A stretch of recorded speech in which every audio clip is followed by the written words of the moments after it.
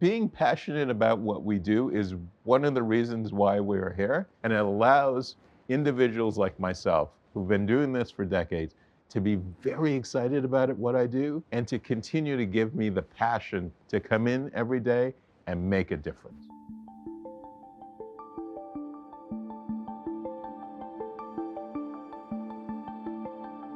Southwire is a manufacturing company. We make electrical wire, wire that crisscrosses the United States and wire that's in your homes, as well as in the buildings that we're in.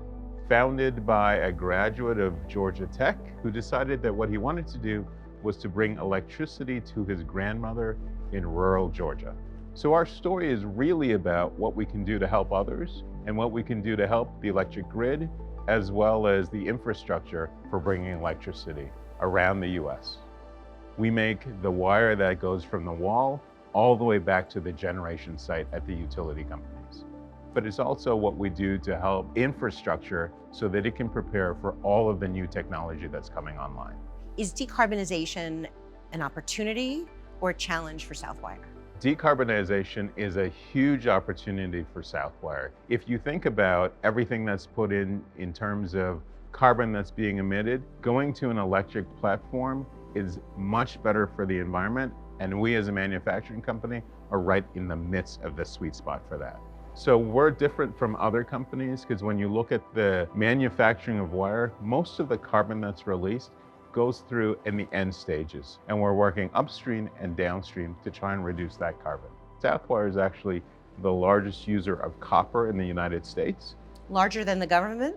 Yes. So we actually use about 2 billion pounds of copper a year. Okay. So there is a truck that leaves the port of Florida and comes to our headquarters in Georgia and our manufacturing facility every 11 minutes. Our focus on carbon reduction is not only to innovate, but it's to look for ways that as we're working with our partners, can we develop new products or use the products that we have much more efficiently? The great thing about working with the partners is we're all like-minded. We are pushing efforts because we recognize that if we're going to make a difference, if we're really going to focus on making sure that the planet doesn't increase its temperature by 1.5 degrees, we all have to come together. Can we do the necessary actions to reduce the carbon that's being emitted at the time? And that's our focus. Can you give us some examples of the success that you're seeing? We're putting in wires to help manufacturing companies and other companies become more efficient. We're also looking at the downside.